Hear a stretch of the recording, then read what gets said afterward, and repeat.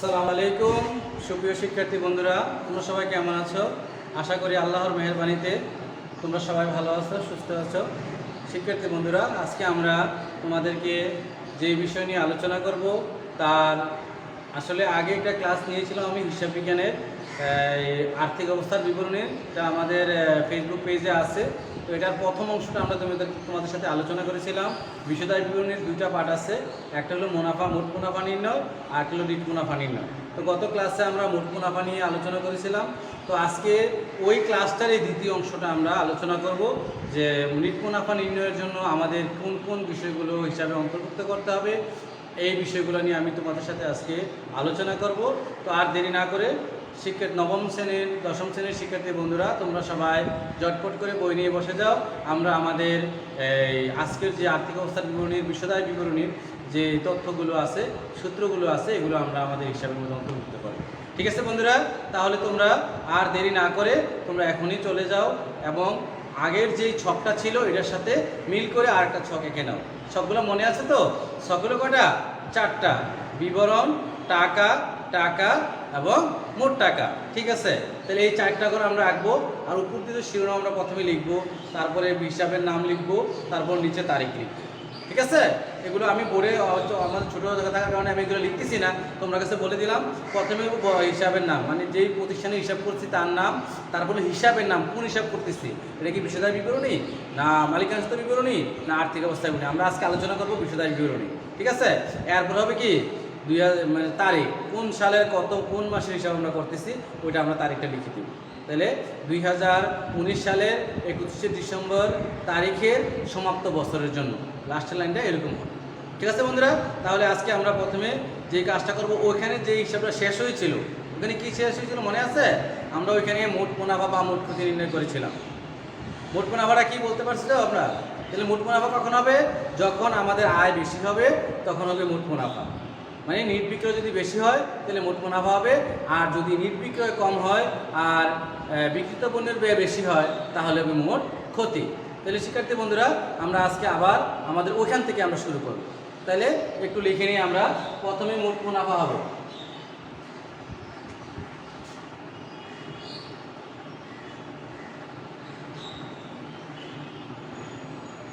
এই মোট মুনাফা অবলিক মোট ক্ষতি, এখানে একটা হবে কিন্তু খেয়াল করবা তোমরা, যদি মোট মুনাফা হয় তাহলে মোট মুনাফা হবে, আর মোট ক্ষতি হলে মোট ক্ষতি হবে। টাকাটা বসবে একবারে সরাসরি মোট টাকার করে, এটা মোট টাকার করে থাকবে। ঠিক আছে বন্ধুরা? তাহলে এখানে একটা বিষয় খেয়াল রাখবা, যদি মোট মুনাফা হয় তাহলে এটা ব্র্যাকেটে রাখতে হবে না, আর যদি মোট ক্ষতি হয় তাহলে আমাদেরকে এইভাবে একটা ব্র্যাকেট দিয়ে রাখতে হবে, কারণ এটা ক্ষতি। ঠিক আছে, ঋণাত্মক বোঝাবে। তাহলে বুঝতে পারছি আমরা? তাহলে আমরা আজকে মোট মুনাফা দিয়ে করবো, মোট ক্ষতি। মোট ক্ষতি দিয়ে আমরা করবো না, তাহলে আমাদের প্যাকেট লাগবে না। এটা বোঝানোর জন্য তোমাদেরকে আমি দিয়ে দিলাম কথা। ঠিক আছে, এরপরে আসো মোট মুনাফার পরে আমরা কি লিখবো? আমাদের হিসাবের মধ্যে কি আছে? এখানে আসবে কি যোগ পরোক্ষ পরিচালন আয়। পরোক্ষ পরিচালন আয়, যে যোগ হবে যোগ পরিচালন আয়, লিখে পরিচালন আয়, পরিচালন আয়। এখানে আয়ের মধ্যে কি কি আছে আমাদের একটু খেয়াল করতে হবে। তোমরা খেয়াল করবে, এটা শিরোনাম, এটা কিন্তু আমাদের কোনো হিসাব নয়, এটা একটা শিরোনাম আমরা লিখে দিলাম। আর যখন আমরা শিরোনাম লিখবো তখন আমাদেরকে অবশ্যই আন্ডারলাইন করতে হবে, তোমরা অবশ্যই জানো এটা। এখন আসো পরোক্ষ আয়ের মধ্যে আমরা যে বিষয়গুলো অন্তর্ভুক্ত করে থাকি, এই বিষয়গুলোর মধ্যে যে যে বিষয়গুলো আছে, এক নম্বর হলো কমিশন প্রাপ্তি।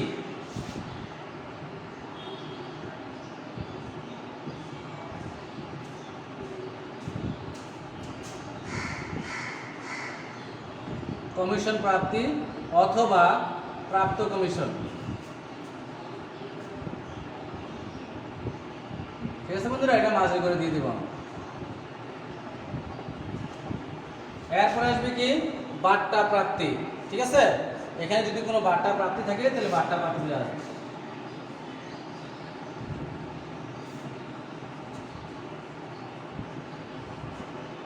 অথবা প্রাপ্ত বাট্টা, এই দুটো জিনিস আমরা এখানে অন্তর্ভুক্ত করব। দিয়ে এসে তারপর আমরা মোট টাকা করে দিব। ঠিক আছে, এরপর আমরা এগুলোকে যোগ করে দেব। এটা গেল আমাদের একটা অংশ। ঠিক আছে বন্ধুরা, তাহলে এই বিষয়টা আমরা তোমাদের সাথে শেয়ার করলাম। হ্যালো শিক্ষার্থী বন্ধুরা, তাহলে আমরা আমাদের পরিচালন আয়টা আমরা লিখতে পারলাম। ঠিক আছে বন্ধুরা, এখন আমরা চলে যাব কোথায়?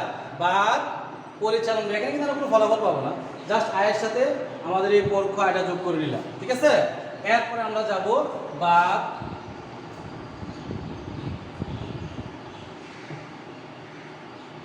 পরিচালন ব্যয়। এটাও একটা ওইটার মতো শিরোনাম। পরিচালন ব্যয় বলতে কি বোঝায়? যে ব্যবসা প্রতিষ্ঠানের মধ্যে যে ব্যয়গুলো হয়, আমাদের অনেকগুলো খরচ হয় একটা প্রতিষ্ঠান পরিচালনা করতে গেলে। সরি, কিছু আছে ব্যবসা প্রতিষ্ঠানের ভিতরে খরচ হয়, কিছু আছে বাইরে খরচ হয়। ব্যবসা প্রতিষ্ঠানের জন্য, ব্যবসার জন্য যে খরচগুলো করে থাকি, ব্যবসা পরিচালনার জন্য খরচগুলো করতে গেলে পরিচালনা। এর মধ্যে প্রথমে আসবে কি দেখো, প্রথমে আসবে তোমার বিক্রয় পরিবহন।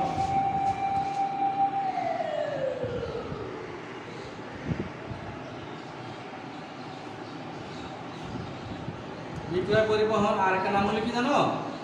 হ্যাঁ, বহি পরিবহন।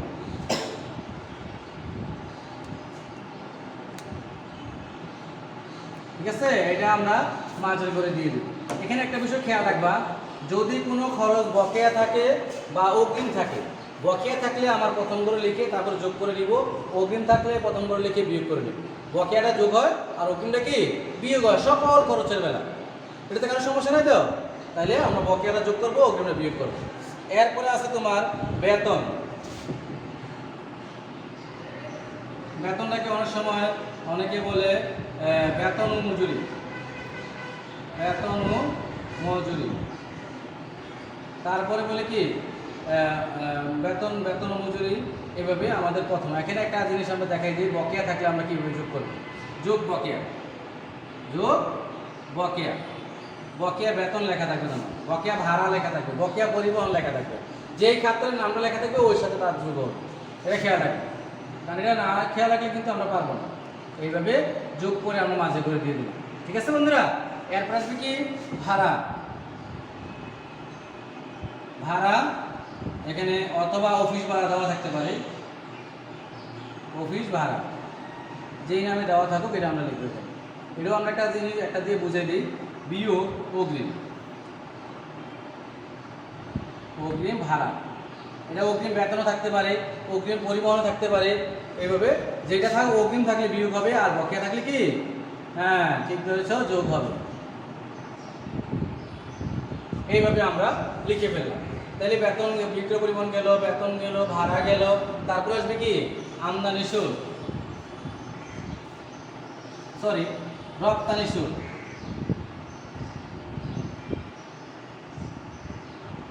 রপ্তানি শুল্ক থাকলে এটা এখানে ডাইরেক্ট মাঝে করে চলে যাবে।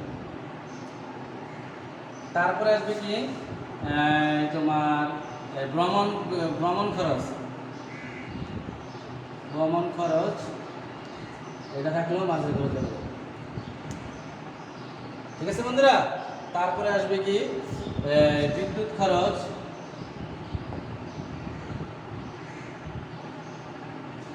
এটাও তোমার মাঝে করে চলে যাবে।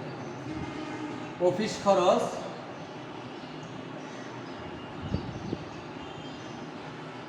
তারপরে এটাও তোমার মাঝে করে চলে যাবে। ঠিক আছে বন্ধুরা, তাহলে আমরা অফিস খরচ লিখলাম। এরপরে আসবে কি দেখো, এখানে আরো কিছু খরচ আমরা পরবর্তীতে তোমরা খাতার মধ্যে লিখে নাও, আমরা একটু মুছে ফেললাম। অনাদায়ী পাওনা। অনাদায়ী পাওনা, এটা আরেকটা নাম হলো কুরিল। কুরিল এটা আমাদের প্রথম করে বসে, এটা রওয়া মিলে দেওয়া থাকে। এটা কথা খেয়াল রাখবা, কিছু রওয়া মিলে থাকে, কিছু সমন্বয় থাকে। যোগ এটা থাকবে রওয়া মিলে। অলিখিত কুরিল, অলিখিত কুরিল। অলিখিত কুরিলটা আমরা এই মাঝের প্রথম করে যোগ করে দেব। ঠিক আছে বন্ধুরা, যোগ পার্সেন্ট কুরিল অথবা অনাদায়ী পাওনা সঞ্চিতি। অনাদায়ী পাওনা সঞ্চিতি এটা আমরা, এটাও রেওয়া মিলে থাকবে, এটা যোগ করে দেব। এইভাবে সবগুলো যোগ করবো আমরা। ঠিক আছে বন্ধুরা, এগুলো সবগুলো যোগ করার পরে বিয়োগ কুলীন সঞ্চিতি পুরাতন, এখানে আমরা পুরাতন শব্দটা লিখছি কিন্তু এটা বইয়ের তুমি পুরাতন পাবে না। ওইখানে কি থাকবে? ওইখানে থাকবে শুধু কুলীন সঞ্চিতি ক্রেডিট দিকে থাকবে, এটাও মিলে ক্রেডিট দিকে থাকবে, তাহলে এটা পুরাতন ধরে নিতে হবে। আগের বছরে কুলীন ছিল, এটা আমরা আদায় করছি। পুরাতন কুলীন সঞ্চিতি অথবা মানে অনাদায়ী পাওনা সঞ্চিতি, এটা দেওয়া মিলে ক্রেডিট দিকে থাকবে। আমি কিন্তু বলে দিচ্ছি, মুখে মুখে বলছি, বোর্ডেও লিখছি, তোমরা একটু খেয়াল করো। এরপর আমরা মাঝে করে দিয়ে দেবো। ঠিক আছে বন্ধুরা, এরপরে আসবে কি দেখো, তারপরে আসবে বিজ্ঞাপন। বিজ্ঞাপন, এই বিজ্ঞাপনের সাথে আমাদের কিছু লেখা যোগ করতে হয়। বিজ্ঞাপন, এখানে মনে করো আমরা বিজ্ঞাপন দেই, আমরা তোমাদের সাইনবোর্ডের মাধ্যমে বিজ্ঞাপন দিতে পারি, তারপরে টিভির মাধ্যমে বিজ্ঞাপন দেই, রেডিওর মাধ্যমে বিজ্ঞাপন দেই, অ্যাডভার্টাইজ পত্রিকার মাধ্যমে বিজ্ঞাপন দেই। এই বিজ্ঞাপনগুলো আমার পণ্যের মাধ্যমে দেওয়া যায়। আমি একটা পণ্যের সাথে একটা পণ্য ফ্রি দিয়ে দিই, দেখছো তোমরা, তাহলে এটা কোথেকে আসবে? এটা হলো ক্রয় করার পরে এই পণ্যটা আসবে আমাদের। তাহলে এই পণ্যটা আমাদের কি বলি আমরা? বিনামূল্যে বিতরণ। যোগ, এটা সমন্বয় দেওয়া থাকবে, বিনামূল্যে বিতরণ, এটা সমন্বয় দেওয়া থাকবে। কিন্তু খেয়াল করো কোনটা রেওয়া মিলে থাকবে, কোনটা সমন্বয় থাকবে, এটা খুঁজতে হবে কিন্তু তোমাদেরকে। এইটা যোগ করলাম, যোগ করার পরে এরপরে বলবো একটা বিজ্ঞাপন কিন্তু 1 বছরের জন্য না, এটা 2 বছর 3 বছর 4 বছর যেতে পারে। তাহলে 1 2 3 4 বছরের মধ্যে আমাদের যে বিজ্ঞাপনটা থাকবে, ওই বিজ্ঞাপনটা কি করতে হবে? 1 বছর হিসাব করি আমরা। তাহলে 1 বছরটা এখানে আসবে, আর বাকিটা কি পরবর্তী বছরের জন্য, এটা বিলম্বিত। তাহলে আমরা বিলম্বিতটা কি করবো? এটা আমরা বিয়োগ করে দেবো, বিয়োগ বিলম্বিত বিজ্ঞাপন। বিয়োগ বিলম্বিত বিজ্ঞাপন মানে 4/3 4/2 এরকম অংশ থাকবে, এটা বিয়োগ করে দেব। আর এই বিজ্ঞাপনটা আমাদের সম্পদের দিকে যাবে, এটা খেয়াল রাখবেন, একটু বলে দিলাম। এটা আমরা সম্পদ যখন আলোচনা করবো তখন আমরা আসবো। এই বিলম্বিত বিজ্ঞাপন দিয়ে দিলাম আমাদের। ঠিক আছে বন্ধুরা, এরপরে আসবে কি দেখো, আমাদের বীমা খরচ। বীমা খরচ অথবা বীমা প্রিমিয়াম।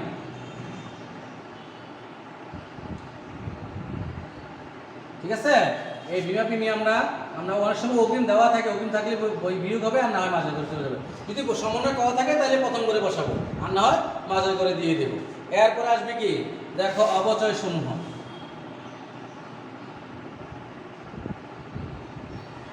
এখানে অবচয় সমূহ, এটা কি শিরোনাম।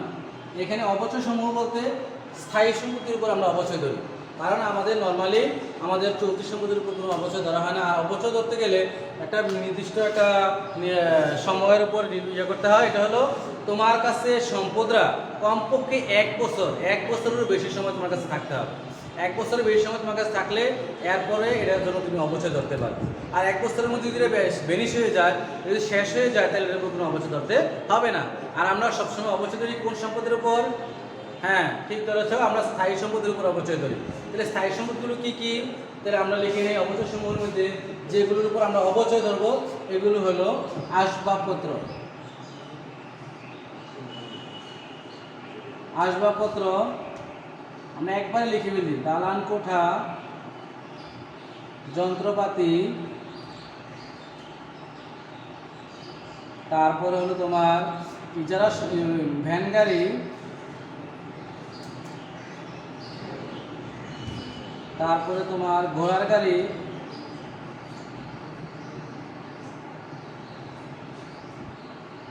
এই সম্পদগুলোর উপর আমরা অবশ্যই দেবো। এগুলা প্রথমে সবগুলো যদি আলাদা আলাদাভাবে লিখবো, এখানে লিখবো প্রথম করে লিখবো, প্রথম করে 2-3টা যোগ করার পরে, 2টা থাকুক আর 3টা থাকুক, এগুলো যোগ করার পরে তারপর আমরা কোন করে দিব, এটা আমরা মাঝে করে দিয়ে দিই। ঠিক আছে বন্ধুরা, তাহলে প্রথম করেগুলো আমরা যোগ করে দিলাম। এরপরে আমাদের যে বিষয়টা আসবে তা হলো, হ্যাঁ শিক্ষার্থী বন্ধুরা, তাহলে আমরা এরপরে আসবে কি অবলোকন। খেয়াল করো, অবলোকন। এখানে অবলোকন হলো, এটাও একটা ইয়ে আছে, স্থায়ী সম্পত্তির উপর আমরা অবলোকন ধরে থাকি। স্থায়ী সম্পত্তি 2টা সম্পত্তির উপর, একটা হলো ইজারা সম্পত্তি, আর একটা সোনা। তাহলে ইজারা সম্পত্তি এবং সোনার উপর আমরা অবলোকন ধরি।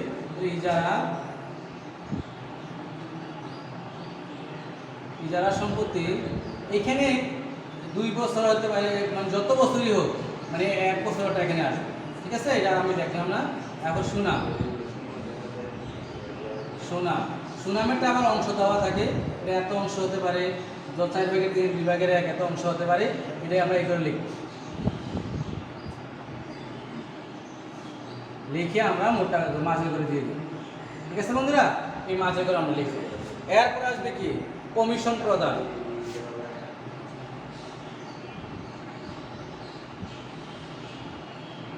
অথবা প্রদত্ত কমিশন। এটাও মাঝে করে দিয়ে দিব। ঠিক আছে, এইভাবে কমিশন প্রদান আমরা দিয়ে দিলাম, প্রদত্ত কমিশন আমরা দিয়ে দিলাম। তারপরে আসবে তোমার স্থায়ী সম্পদ মেরামত, অথবা মেরামত থাকতে পারে, মেরামত অথবা স্থায়ী সম্পদ মেরামত।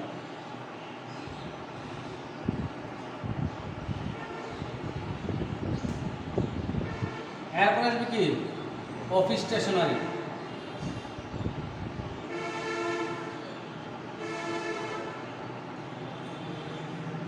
অফিস স্টেশনারি অথবা মনোহরি, এটাকে মণিহারি অনেকে বলে। যাই হোক, এই মণিহারিটা আমরা প্রথম করে লিখবো। এইখানে একটু বিষয় খেয়াল রাখতে হবে।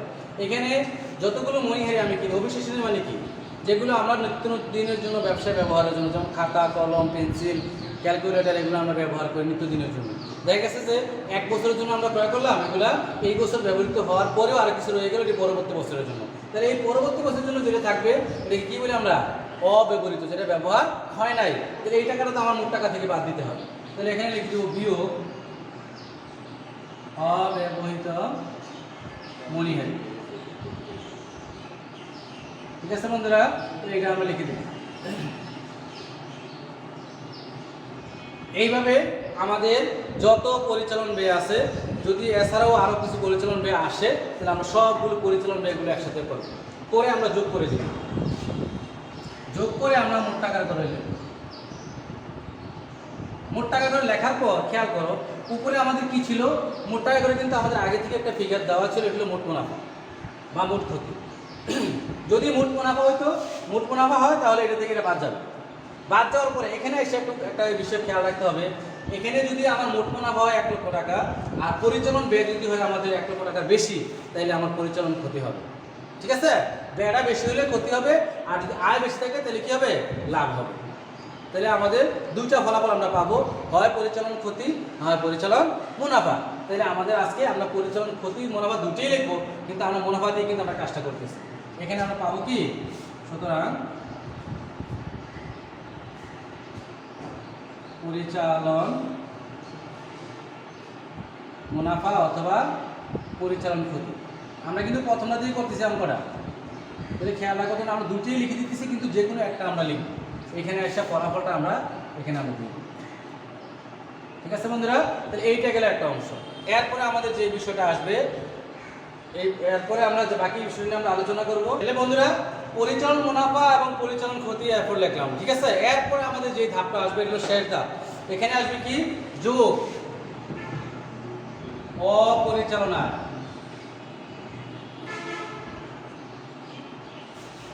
অপরিচালন আয়। এইখানে দেখো, অপরিচালন আয়ের মধ্যে কি কি আসবে আমাদের, যেটা পরিচালন আয়, পরিচালন বলতে ব্যবসা পরিচালনার ক্ষেত্রে যে আয় ব্যয় হয়েছে এগুলো। অপরিচালন হলো ব্যবসার টাকা কিন্তু অন্য খাতে বিনিয়োগ করে আমরা যে আয়টা করলাম, এটাকে বলে অপরিচালন আয়। ঠিক আছে, ব্যবসা পরিচালনা করে কিন্তু অন্য খাতে আয় করে আমরা ব্যবসার মধ্যে ইনক্লুড করছি, যুক্ত করছি, এটা এরকম। তাহলে আমাদের কি কি আসবে, প্রথমে আমরা দিয়ে দেই বিনিয়োগের সুদ।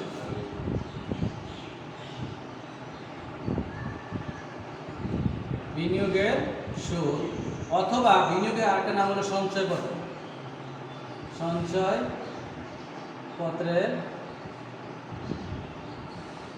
সুদ।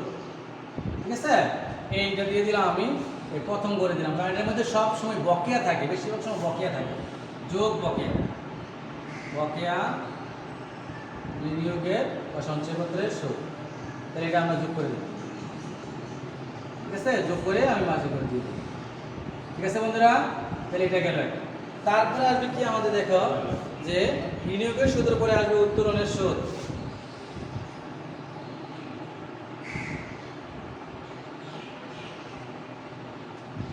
উত্তোলনের সুদ, এইটাও আমাদের মাঝের ঘরে বসবে। ঠিক আছে, বিনিয়োগের সুদ, উত্তোলনের সুদ, প্রদত্ত ঋণের সুদ, ব্যাংক জমার সুদ,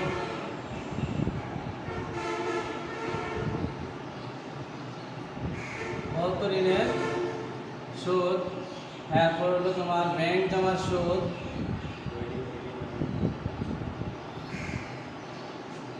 এগুলো আমরা মাঝে করে দেব। এরপর যেটা আসবে এটা হলো শিক্ষানবিশ সালামি। কি আসবে? শিক্ষানবিশ সালামি।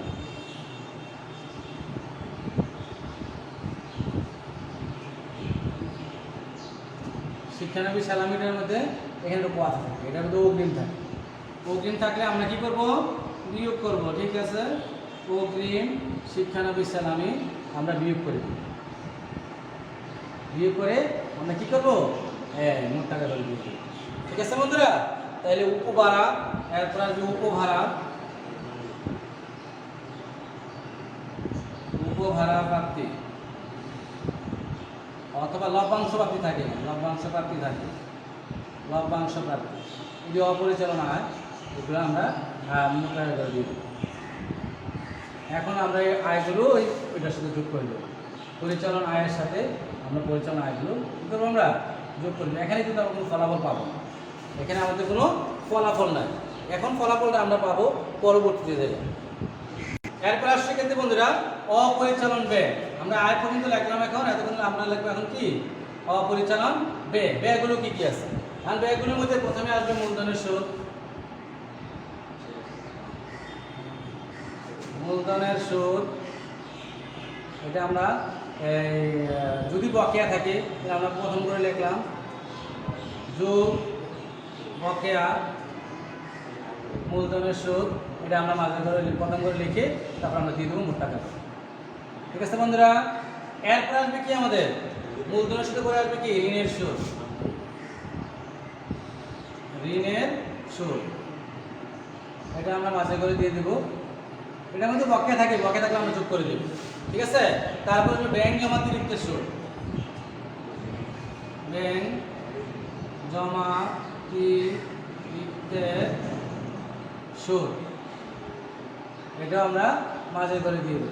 ঠিক আছে, দায় থেকে যদি কোনো সুদ আসে সবগুলো এখানে আসবে। দীর্ঘমেয়াদী দায় থেকে যদি সুদ আসে সবগুলো এখানে আসবে। তারপরে আপনি ব্যাংক চার্জ, ব্যাংক চার্জ। ঠিক আছে, এটা আমরা দিয়ে দিলাম। তারপরে আসবে তোমার শিক্ষানবিশ ভাতা।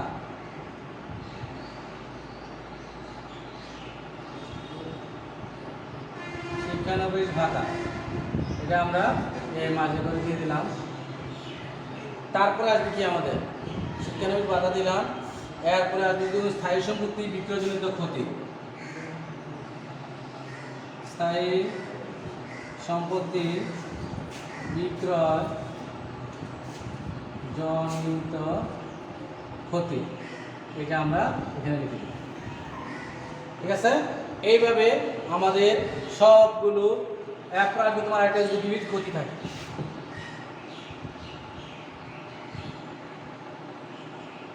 বিবিধ ক্ষতিটা বলতে এখানে কি বোঝায়? বিবিধ ক্ষতি, বিবিধ ক্ষতি মানে হলো চুরিজনিত ক্ষতি। একটা প্রতিষ্ঠানের একটা কর্মচারী আছে, সে কিছু টাকা নিয়ে বাড়ি চলে গেল, তাহলে এটা আমি পাবো না। এটা হলো একটা অপ্রত্যাশিত ক্ষতি, যেটা আমরা আশা করি না হয়ে যায়, এরকম ক্ষতি থাকতে পারে। এখন আমরা এই ব্যয়গুলো সবগুলো যোগ করে তারপর আমরা মোট টাকা করে দেবো। মোট টাকা করে দেওয়ার পর মোট টাকার যে যোগফলটা ছিল ওটা থেকে আমরা কি করে দেবো? বিয়োগ করে দেব। এইখানে এসে আমরা একটা ফলাফল পাবো, এটা হলো কি? নিট মুনাফা। এই আজকে ধাপ অঙ্কের শেষ অংশটা হলো এটা, নিট মুনাফা বা নিট ক্ষতি। কখন নিট মুনাফা হবে? যখন আমার আয় বেশি হবে। আয় যদি বেশি হয় আর ব্যয় যদি কম হয় তাহলে নিট মুনাফা, আর যদি ব্যয় যদি বেশি হয় আয় যদি কম হয় তাহলে নিট ক্ষতি। তাহলে শিক্ষার্থী বন্ধুরা, আমাদের আজকের যে ক্লাসটা আমরা তোমাদের সাথে নিলাম এটা হলো আর্থিক অবস্থার বিবরণীর প্রথম যে স্টেপ, বিশদায় বিবরণী। বিশদায় বিবরণীর দুটি অংশ থাকে, একটা হলো মোট মুনাফা নির্ণয় করতে বলা হয়, একটা হলো নিট মুনাফা নির্ণয় করতে বলা হয়। তাহলে আমরা আজকে কী করলাম, গত ক্লাসে আমরা মোট মুনাফা নির্ণয় করা করছি, সূত্রটা আমরা লিখছি। আজকে আমরা নিট মুনাফা নির্ণয়ের যে ধাপগুলো ছিল এগুলো আমরা লিখলাম। সবাই লিখে ফেলেছো আশা করি। তো তোমাদের বইয়ের মধ্যেও কিন্তু এই সূত্রটা দেওয়া আছে। তোমাদের বইয়ের 135 পৃষ্ঠা, তো বিস্তারিত এত কিছু লেখা নাই। দেখো 135 পৃষ্ঠার মধ্যে তোমাদের এই সূত্রটা দেওয়া আছে এবং 36 পৃষ্ঠাও আছে। এটা এই যে 35 এবং 36 পৃষ্ঠার মধ্যে এই সূত্রটা দেওয়া আছে। তোমরা কি করবে, এটা একটু ভালো করে দেখবে। এটা মুখস্থ করতে পারলে অবশ্যই এখান থেকে তুমি 20 নাম্বার আনসার করতে পারবে। তো এই জন্য শিক্ষার্থী বন্ধুরা ভালো করে সূত্রটা মুখস্থ করো। এই সময়ে মুখস্থ করার একটা ভালো সময় আছে, অন্য বিষয়ে তেমন কোনো চাপ থাকে না। তো ভালো থাকবে, সুস্থ থাকবে, স্বাস্থ্যবিধি মেনে চলবে। আল্লাহ হাফেজ, আসসালামু আলাইকুম।